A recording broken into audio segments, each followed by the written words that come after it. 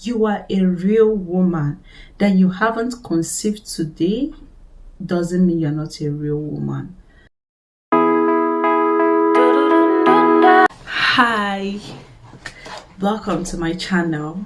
In today's video, I'm going to be advising trying to conceive mothers and trying to impregnate fathers. So if you know you're in this category, sit down and watch this video. Guys, this advice is based on my own personal experience. Disclaimer, I'm not giving you a medical advice. I'm not giving you an advice from a nurse or a midwife.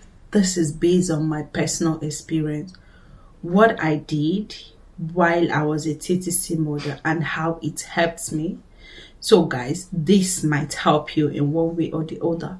Even if you're not a TTC mother and you know someone close to you that have been in this journey for years or for months, just watch this video or send this video to them. It will go a long way to help them.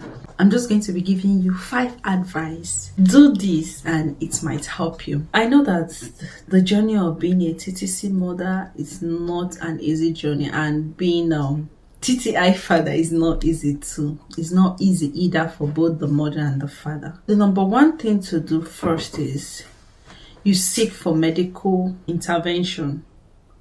You know, the definition of infertility is when you've had an intercourse for a complete 12 months without conceiving. Unprotected intercourse for a complete 12 months and you are not able to conceive, then you start seeking for medical attention. However, if you've been married for months and you feel that I'm meant to have conceived and I haven't conceived, you can still seek for medical intervention. No one is stopping you. You know, sometimes some of the signs might be irregular menstruation. Explaining it to you, your menstrual cycle have been on the 28-day cycles and it changes. Sometimes it will be 23, 30, 40. And you know, you have ruled out stress, you're not stressed out and everything is okay. So the first thing you do is go to your gynecologist, speak with your gynecologist, tell them this is what I'm experiencing, what do I do? They will give you the best advice, or you speak to your midwife. She will tell you, he or she will tell you the right thing to do.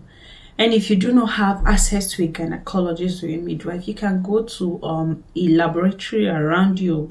Tell them that you want to do some hormonal tests. You just want to check that all your hormones levels are okay. Sometimes when you have an increased prolactin level in your system, it might make you to start having irregular menstruation. So guys, I think going to check this your hormone levels will help to know what is causing this. And when you have ruled out that your hormones are okay, or if your hormones are not okay after the test, you have maybe high prolactin or other hormones are high, then your doctor will tell you the right medications to take and the right thing to do to help you solve the problem. The second advice is for you not to be anxious. Be calm, relax. It's not a race. It's not how far, it's how well. I'm telling you based on experience. I was a TTC mother for 4 years. I know the pressure. So guys, don't put pressure on yourself. Relax. During that my years as a TTC mother, I realized that pressure is not going to help you. Rather, your systems will not be relaxed. Because then my husband wasn't in Nigeria. It's this long distance marriage. Sometimes he will come back, spend only 1 month in a year. So, and you know the pressure, you just be you work yourself up.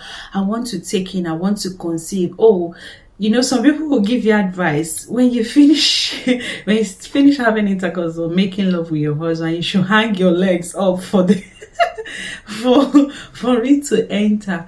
Guys, the best thing is to relax yourself. Remove your mind from it. I conceived when I became relaxed. Because when we came over to United Kingdom, we're together. We just remove our mind from it. If we want to make love, we'll make love normally, naturally, you know. It's not the one that sometimes you don't have the urge to make love. But because you are ovulating, you really want to. I have to do it. I don't think it's going to happen. It didn't work out for me. So later, I just sat down with my husband. We discussed, we talked about it. We said we just have to remove our mind from it. We need to remove the pressure and anxiety and everything. And it worked out. So it worked for me. Why won't it work for you? Advice number 3. Guys, don't put pressure on yourself. Stop pressurizing yourself. I know once you get married, your goal is to conceive and start bearing children for your husband. As a man, so you want, once you get married, you want your wife to conceive and start giving birth for you. Even if pressure is coming from your husband's family, your own family, your friends, you don't need to put pressure on yourself. Relax, that child, that baby will come. Advice number 4, don't compare yourself. Sometimes when you compare yourself, you might even end up going to sort solution where you don't need to sort the solution from. Some persons might end up going to another man to try to see if they will conceive. But that is not the ideal thing. So my own advice is don't compare yourself. Don't compare yourself with that your neighbor or your sister or your family member or your friend. No, just be who you are. Be yourself. Embrace it and say, okay, this is what I'm facing. I have to fight it. Maybe some of you, someone might have laughed at you, said something to you directly or indirectly, but don't listen to those talk. Don't compare yourself. Some persons might say you are not a woman. You are a real woman. That you haven't conceived today doesn't mean you're not a real woman. Like I said before, if you have gone to the doctor, you've sought for medical intervention, and they said one thing or the other is wrong with you guys, and your gynecologist advised you on what to do, try to do what you've been advised to do. This one is for the men. Support your wife. Most of the time, the pressure is on the women, but I know some of the men still feel it, but you know, they don't show their feelings outside. The female counterpart, you know, we know how to cry and we know how to do all those things. But men, support your wife.